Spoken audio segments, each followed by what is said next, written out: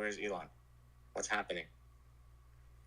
Let me send him a message. He seems to have disappeared. Hold on.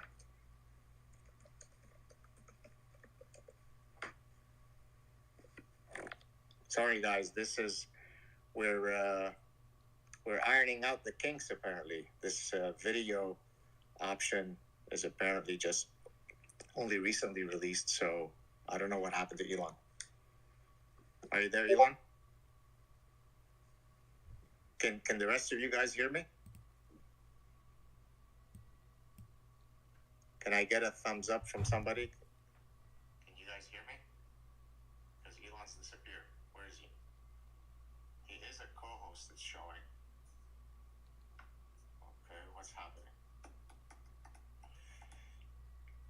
Anyways, I guess I'll keep talking until Elon comes back. I don't know what happened. He's disappeared. Yes, I'm very curious to know what. Oh, Elon's no longer there. He's gone. He's disappeared. Let me see. Sweetie, can you come here? Okay,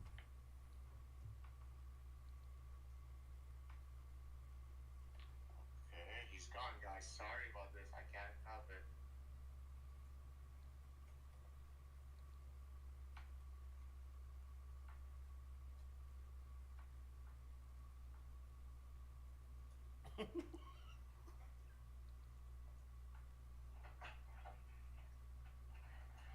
What's happening?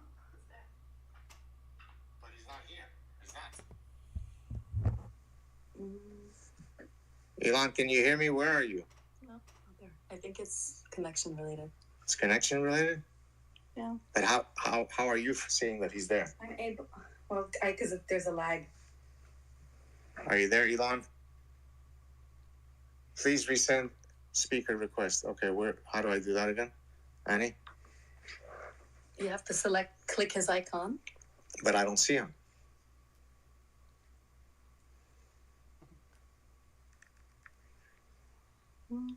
I can't see him. He's not.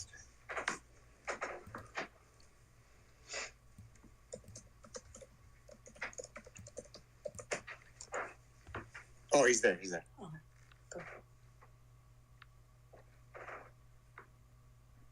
Okay, Elon, are you there?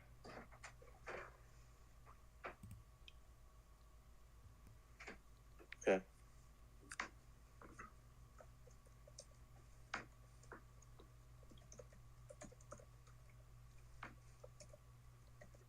He's there. Are you there, Elon? Yeah, sorry about that. I just discovered another bug in the system. If you press the scissors icon and try to clip a portion of the spaces, then the app crashes. Okay. Okay. Well, I'm glad to be of service. Hey, Elon, do you want me to repeat my question, or did you get it, or did you disappear? Actually, yeah. If you could repeat it, we can do another spaces at a time when we clean up these issues. Because what it should be doing right now is it should be switching between us. Like when you speak, it shows you, and when I speak, it shows me.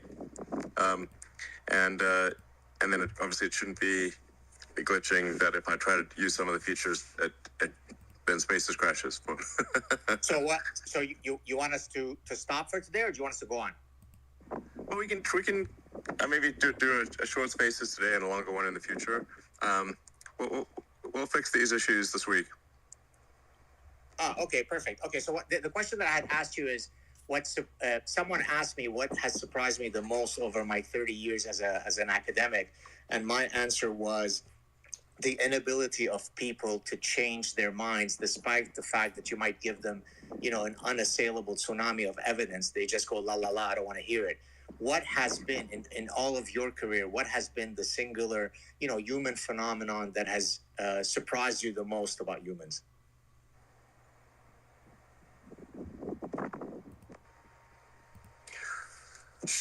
Well, there's probably a long list there. In terms of surprising the most, maybe I would share a similar view to you, which is that we humans, once they take a position, even when presented with an overwhelming amount of evidence that undermines their position, nonetheless hold on to that position. This I find to be astonishing, because I aspire to change my opinion if presented with new facts, but this turns out to be a very unusual thing.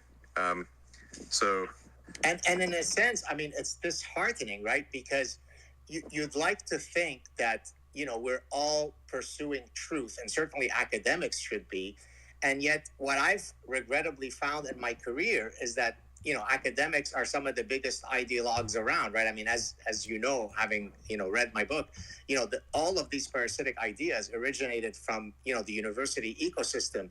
So yeah. Can we be optimistic that we could turn this thing around, Elon, or are we just screaming in the wind? Well, I think we have to be optimistic. I agree with my general philosophy is that it's better to be to err on the side of being optimistic and wrong than pessimistic and right. Right. If you're going to pick one of the two, I mean, you don't want to be irrational about it, but if it's borderline, better to pick on assume optimistic and wrong. So I think, and I guess if you were to compare present day with how many times people change their mind, it's probably much better than the past, because people are at least exposed to a wide range of information. So there's probably more changing of minds and changing of opinions than ever before in history. It's just nonetheless astonishing how resilient people are in holding on to a wrong opinion. So it's sort of truth versus tribalism, I think. Indeed. There's a great book that I briefly cite in The Parasitic Mind. It's by two French cognitive psychologists. And what they argued, Elon, is that the human mind did not evolve to seek some objective truth, but rather it evolved to win arguments. So that speaks to your point about tribalism, right? Because here I am in my sort of lofty ivory tower thinking, hey, if I present you with enough information, I could hopefully change your opinion. But the reality is you don't want to listen to me because you just want to be on the winning team. Yeah. A lot of times it's people will hold an opinion because that's what they see themselves as being on a particular team, like in a particular political party or social point of view, and they just regard it as the team winning the argument as opposed to truth winning the argument. Indeed. And that seems to be overwhelmingly the case. Got you. Can we still go on for a while? It seems like the yeah, bugs. Sure. Okay, let's keep going. I made the mistake of exploring some rare features, which I guess a lot of people haven't, and I stepped on some landmines. So I will refrain from testing obscure features for a while. Got you. Okay, so what would be? I mean, this question is really stemming from my latest book, where I was talking about happiness, and the way that I wrote this book, Elon. If you would have asked me 3 years ago after Parasitic Mind, would I ever dare write a book on happiness, I would have never said yes. But a lot of people kept writing to me saying, hey, what's your secret? You always seem to be playful and joking around and, effervescent and so on. What's your secret to life? And so I decided to write a book on it. And in the book, I basically, I'm talking about what are some of the grand goals that shape, when I wake up in the morning and rub my hands together in gleeful anticipation of the day, there are certain things that shape my day-to-day. What would it be for you? What is it that makes Elon Musk wake up, rub his hands, and say, "Oh boy, I'm excited to be alive"? Gold. Gold.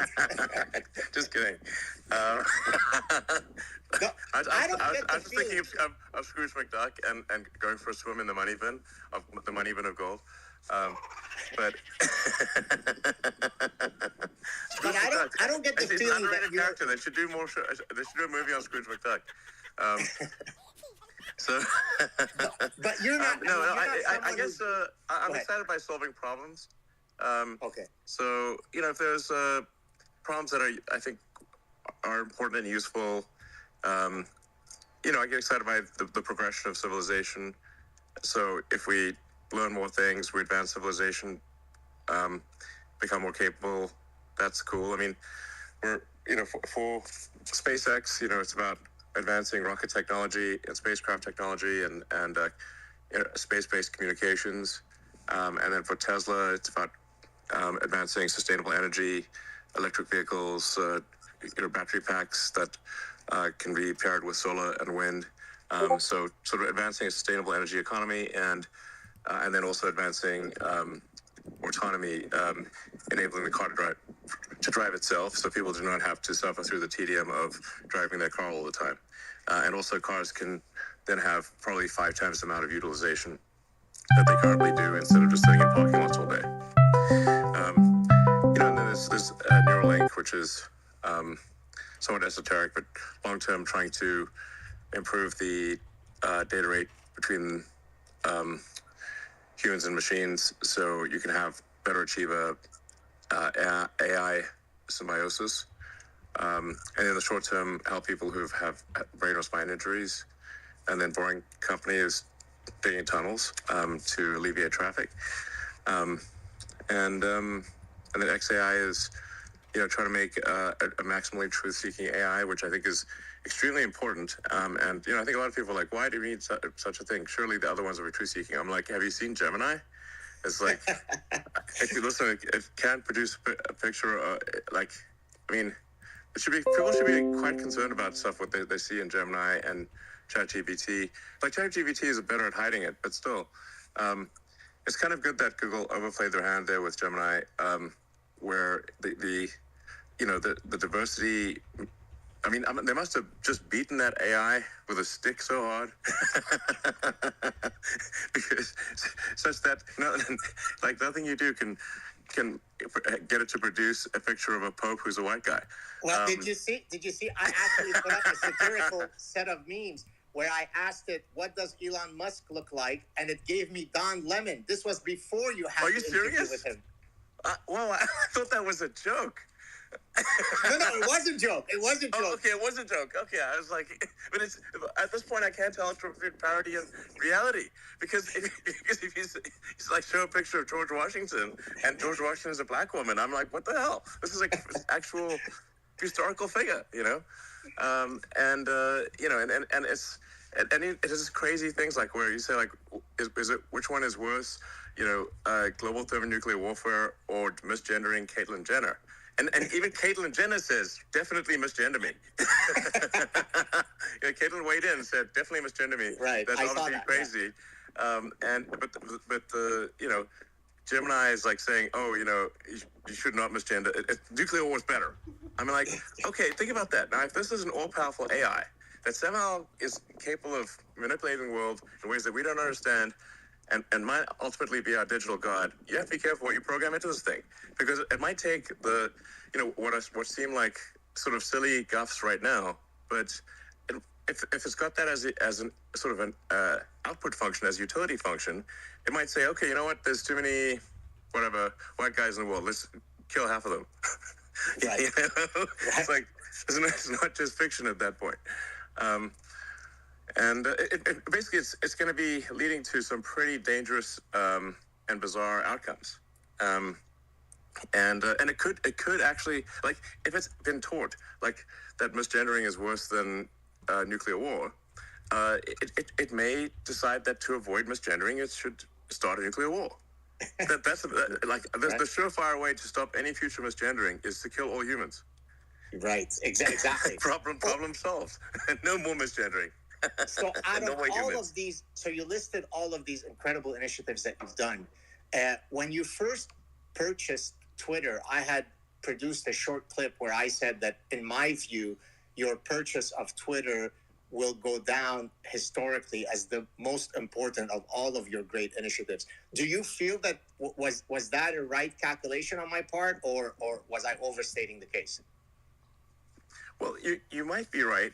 It's possible that it's possible that you're right. I mean, I didn't do the purchase because I thought it was a great way to make money, or because I thought it would improve my quality of living. Because frankly, I knew that I would be, there would be a zillion slings and arrows coming my direction, because the woke mind virus and various other sort of falsities are not going to take it lying down. And I could just end up being killed by some crazy person, that is an effective arm of the mind virus. So, but it really, and I couldn't quite put my finger on it, but it really felt like if it was a civilizational danger. Yeah.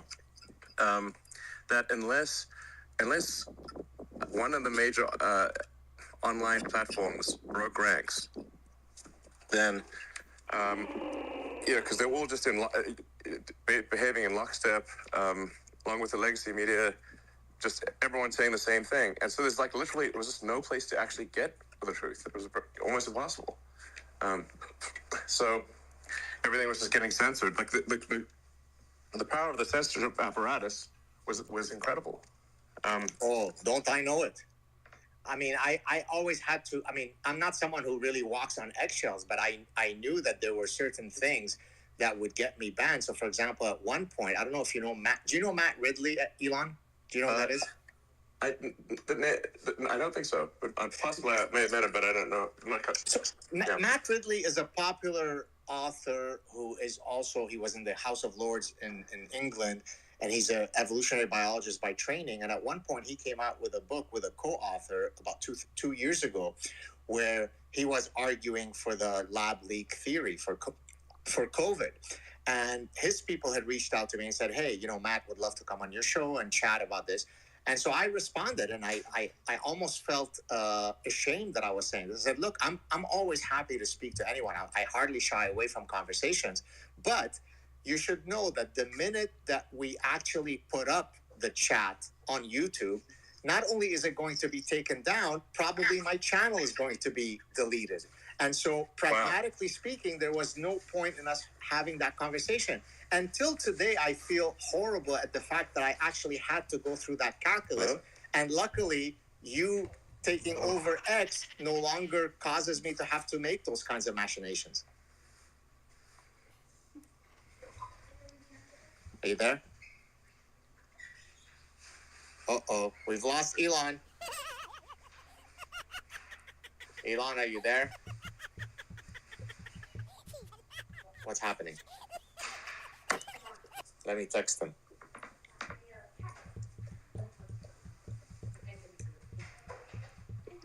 Oh, man. Are you there? Hello. Yeah, can you hear me? Can you hear me, Elon? Well, he's gone.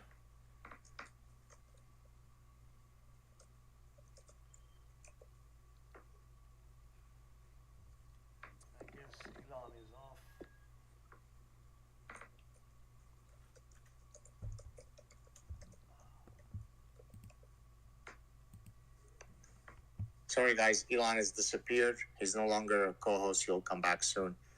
And again, apologies for the kinks. Oh, here he is. Here he is. Elon's back. Invite as a co-host. Okay. Are you back, Elon?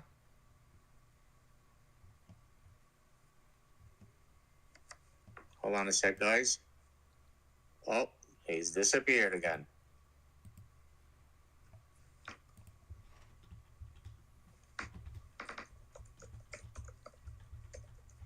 Hello.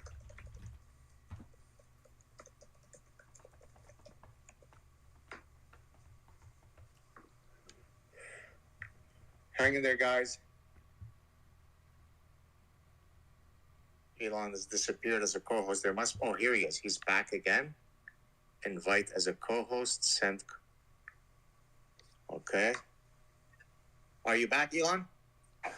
Yeah, sorry. What Well, happened? this has been certainly helpful as a means.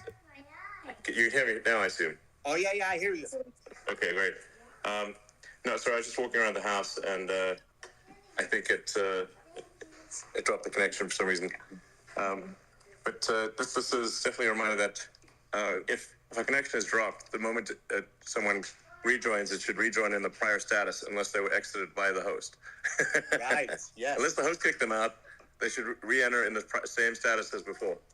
So in addition to us having a fun conversation, you're getting some technological benefits out of this. That's correct. I win. So, yes, I got to try to two birds with one stone or three birds with one stone. Basically get the whole flock. All right. Should we do a few more questions and then Sure. hopefully you iron out the kinks and then we could have a round 2 whenever you think it's ready, hopefully in the near future? Yeah, sounds good. Okay. So next question, I often get asked this. I'm housed in a business school, and so I'm asked things like, That's so strange. Yeah. Okay. So do the old nature nurture question, is leadership nature or nurture? So obviously you're definitely the top entrepreneur in the world. Do you think much of your entrepreneurial bent is nature or nurture, or how would you answer such a question? Well, I think if somebody's going to be, among the world's best in any field, it's going to require both. If you take whether it's like basketball or in any kind of sports or something like that, or academic, you're really going to require some combination of nature, nurture, and some amount of luck. There's sort of a randomness element to it.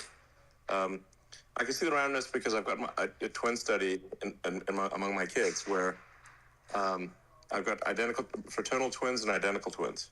Right. And even among the identical twins, which really had obviously the same genetics and the same upbringing, they were living in the same room literally, and yet they have diverged in interesting ways. Now, admittedly, not radically different, but one pursued physics and the other one pursued computer science. So it's not radically different. Right. The single biggest difference I would say is one of them decided to be vegetarian when he was about 7 or 8, and one of them didn't. And the difference is about 2 inches in height, and the twin that was not a vegetarian is way bigger. Right. So there's it was a really big difference. But anyway, so there's the randomness element, where just luck or fate or whatever plays perhaps a bigger role than it may seem. But you do need to be born for any particular to excel in any field with a good hand of cards. Exactly. And then is that talent nurtured, and through the circumstances of life, and then some amount of luck it has to be there too. In fact, I read a lot of sort of the superhero comics when I was a kid, and ultimately concluded what is the best power? The best power is luck. Right. You can't beat luck. Right. But what would be some of the traits that you were born with? So, for example, there are some studies, Elon, that show that people who score high on entrepreneurial proclivity tend to have greater basal testosterone, because testosterone correlates with risk-taking. And to the extent that entrepreneurship involves an element of risk-taking, then you could see the link. So what is part of the stew that you were born with that allowed you to be as successful as you are? So basically, you mustn't just have metaphorically huge balls. You must have actually huge balls. Okay, I think that's what you're saying. So you're so if you just measure how big are your balls physically, will decide how big your balls are metaphorically as well. Indeed. That's called now the Elon maxim. But by the way, Elon, these nuts. By the way, here's the study. Speaking of testicles, you ready? So you're gonna like this. Get ready. Yeah. Fasten your seatbelt. So if you do a correlation across primates, between the size of the testicles of the males of a species as a function of their size. Yeah. You know what it correlates with? It correlates with female promiscuity in that species. So, for example, so mountain gorillas usually have a polygynous mating system, meaning one dominant male monopolizes sexual access to many females. Well, mountain gorillas, even though they're formidable in size, they actually have very small testicles. On the other hand, no need to waste anything. Yeah. Exactly. Whereas chimpanzees, Elon, are walking testicles because they're just having sex all the time. And so there is massive opportunity for sperm wars. And so this is the ultimate feminist theory because it basically argues that the size of the testes of the males of a species are an adaptive response to female sexual behavior in that species. Mic drop, no? Wow, mic drop. we need a mic drop icon or something like that. We'll add that to the emoticons here. All right, let me hit you with a couple of more questions. You and I have discussed privately. I'm going to say the acronym, and then I'm going to explain it to the people who don't get it. You've stated, I don't know if it was serious or facetiously, that you'd like to start a tits and ass institution.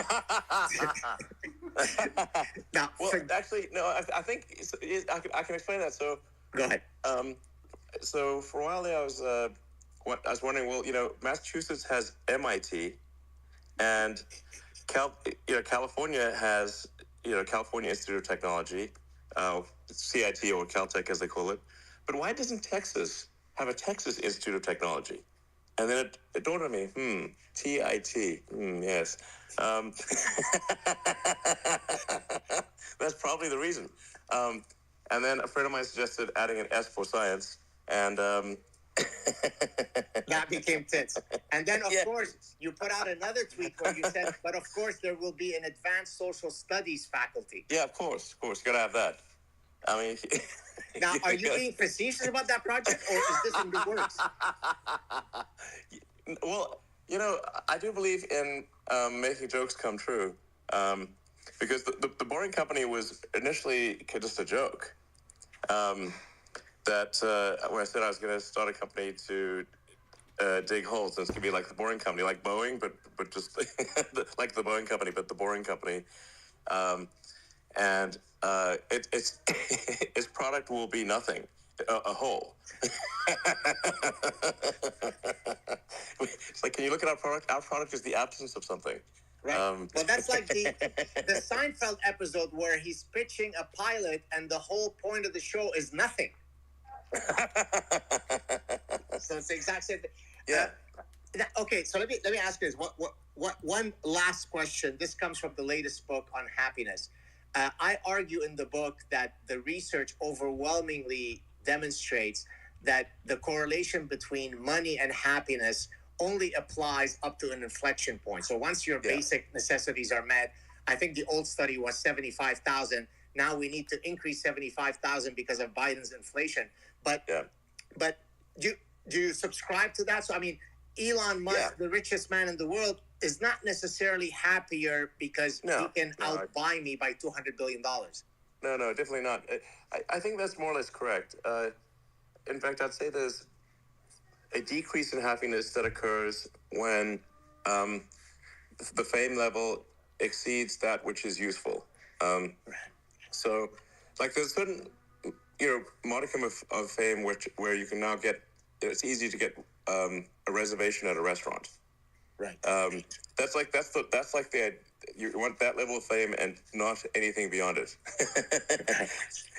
because then you get to the level of fame where you go to the restaurant and everyone's coming up to your table. That's not, which is, and people actually are very nice. They're very nice to me and super good. But I do often get stuck in the "can I have a selfie" infinite loop.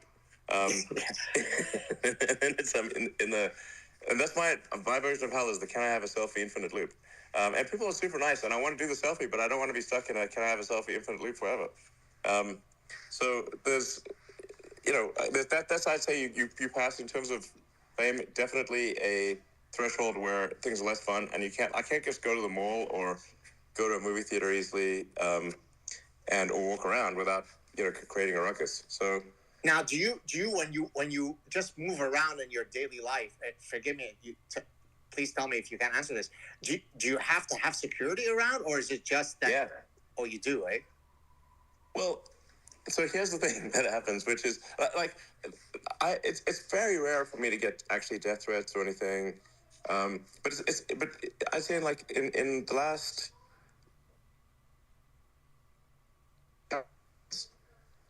not related to actually, like, no one's ever said, well, I've got this terrible beef against you and I'm going to kill you because of the following well thought out ideas.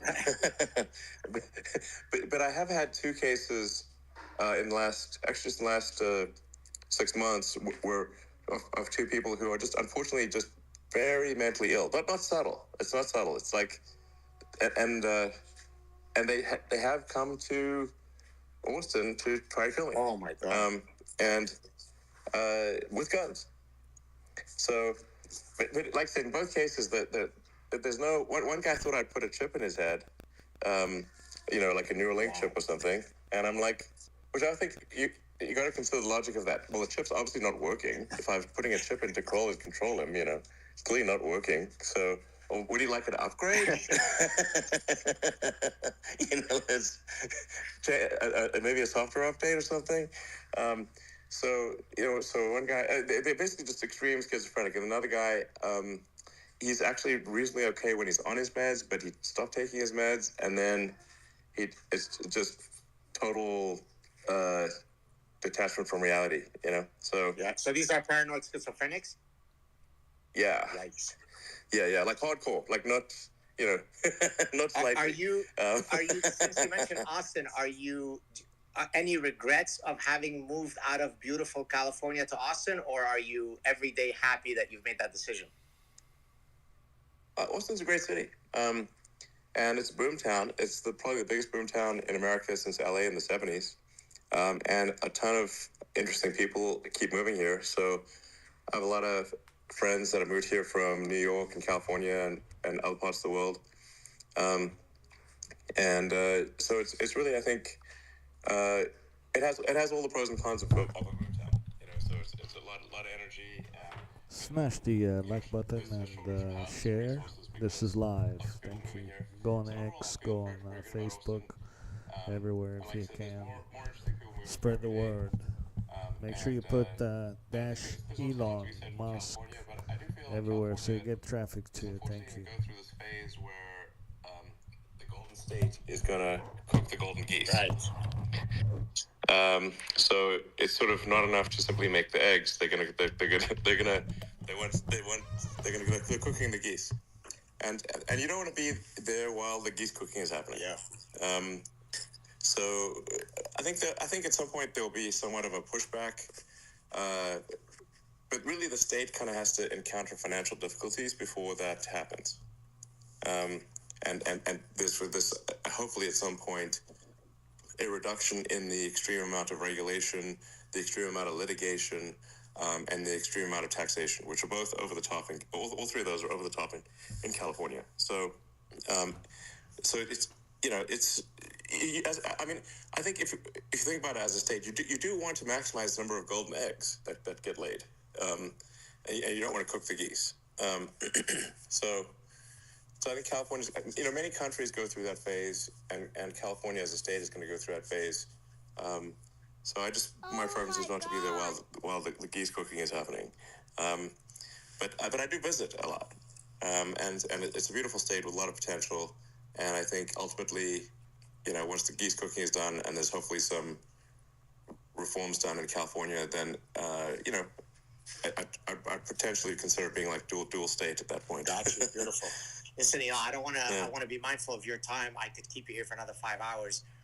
What a delight to speak to you. Thank you so much, and thank you for all of your public support. Although I must say, as soon as I started seeing all of the lovely tweets that you would put out, I told my wife, watch now the number of haters that are going to come my way because Elon is showing me love. And boy, was I right? Because people can't stand the fact that Elon Musk is granting his imprimatur. So on the one hand, it's been a blessing, but on the other hand, I've actually received death threats because of all of the high profile new friends that I have. So thank you so much for your newfound friendship. Well, you're welcome. One thing I was going to say is that the probability of receiving a death threat is proportionate to the number of people who've heard your name. Right. Like a first order approximation, even if you've done really nothing controversial, is that like So it's sort of a homicidal maniac is going to, or aspiring homicidal maniac, and the vast majority are simply threats and nothing more. But an aspiring homicidal maniac is going to target you proportionate to the number of times they hear your name. So now, in my case, they've all heard my name. So the more that hear your name, unfortunately, that's how it goes. No, I hear you. It's a good first order approximation. Yeah, but I loved. I mean, a few I don't know. I think it was a week or two ago where you just sent me a DM out of the blue saying, and I was cracking up, and I'm just going to mention it. I hope you don't mind. You said something like, "How is it that you're surviving in Canada amidst the infestation of woke mind viruses?" And I thought, my God, what a cool life I lead that I can just receive out of the blue such a DM from Elon. So thank you for your consideration. Well, I mean, is it crazy there, or it's just? I mean, as I replied to you in the email, Elon. So not only is it full of the woke stuff, because of Trudeau and so on, but Quebec has a singular problem that it's more socialist than the rest of Canada, right? So, forgetting about the woke stuff, Quebec really believes in the ethos that we should all be equal. So, for example, in the universities, you have the unions that are ensuring that we all get paid roughly the same because God forbid that one person might be more productive than another. So there are all sorts of, institutionalized reasons why, my philosophy of life doesn't fit with Quebec. I mean, there are many elements of Quebec that I love. I'll always be grateful to the fact that we were able to escape the Lebanese Civil War and be accepted in Quebec. But if there is a way that I can join the Renaissance of Austin, I'm on that flight tomorrow. So let's keep our fingers crossed. All right, sounds good. Yeah. All right, well, it's a pleasure. You too. Thank you so much, Elon, and I'll be in touch to hopefully do it again when you can have the video.